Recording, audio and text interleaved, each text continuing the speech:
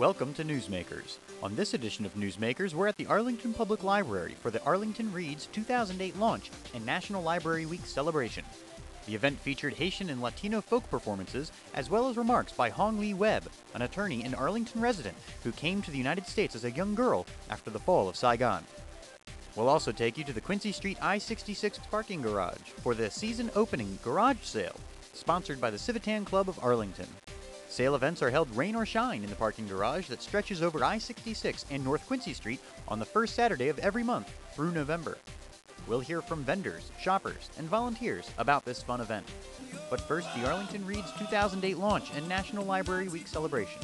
We begin with Diane Kresh, Director of Libraries. Here this afternoon for our kickoff program for the third annual Arlington Reads program, which is a celebration of reading in our community, and it's an opportunity for the library and the library staff to connect with community members around common themes. This year we're delighted to be celebrating the twin themes of inclusion and immigration, and we are indeed fortunate today to have with us two members of our county board, Chairman Walter Tejada and new board member Mary Hines, who are joining us as we launch our Arlington Reads this afternoon.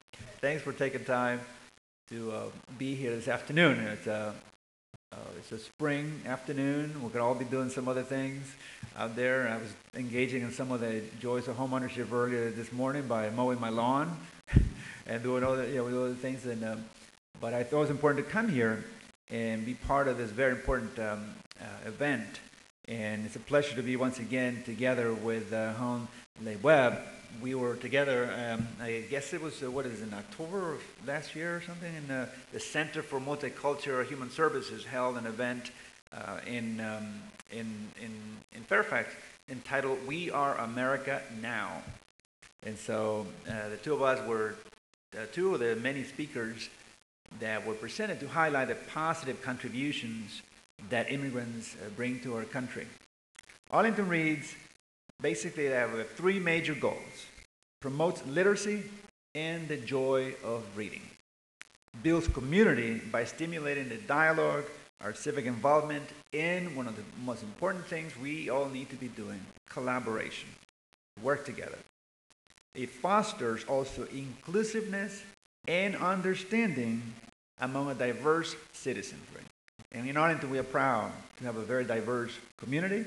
And so this is a terrific initiative that Arlington Reads is focusing on this year. So our community will read two books, one adult selection and one for our young people, which discuss themes related to social justice and immigration. Those of you who might know a thing or two about myself know that those are particular subjects that are particularly important to me.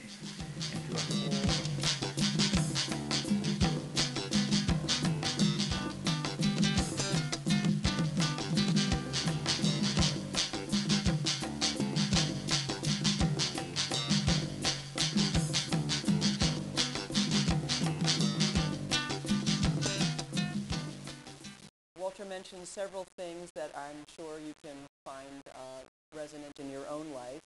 You are an immigrant from Vietnam, and why don't you tell us a little bit about your experience, your childhood growing up in Vietnam? I left Vietnam when I was 7, and so you could say most of my memories are more of growing up in the United States than really of my first 7 years in Vietnam, but I do have some good memories of Vietnam. Specifically, I'm from a very large family in a small fishing town southwest of Saigon, or now Ho Chi Minh City.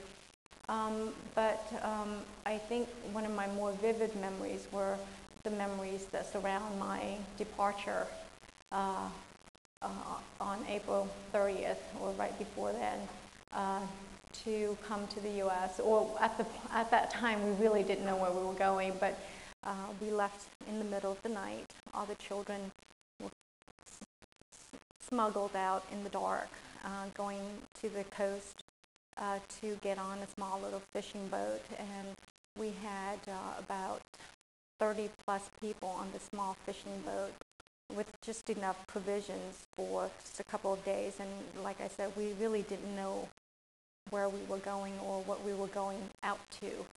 And so I do have those memories that are very vivid, and being out at sea for a couple of days and running out of food, and one of my sisters was deathly ill, and my parents thought they would have to throw her overboard because she was so ill, and just being adrift. But there were so many of us out there in the ocean in the same position. There were just seas of boats, and I have memories of U.S. Navy picking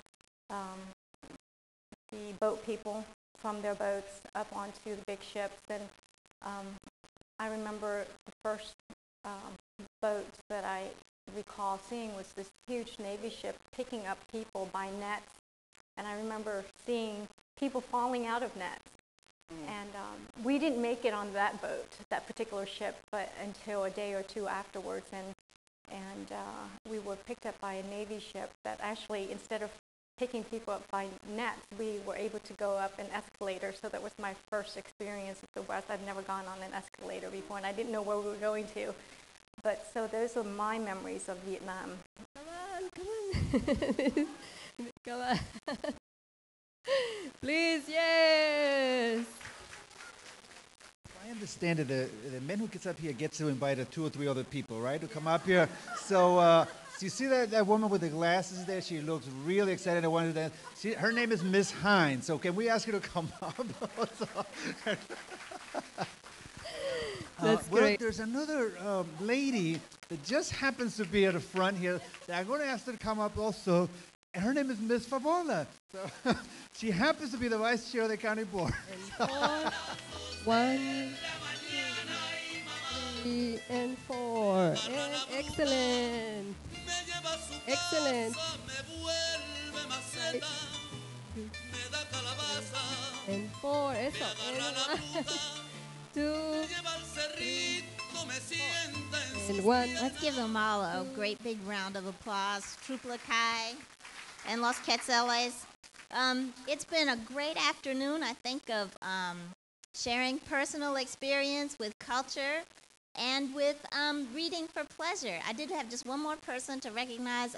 County Board Member Mary Hines joined us here. We're so happy to have her. And thank you very much for coming.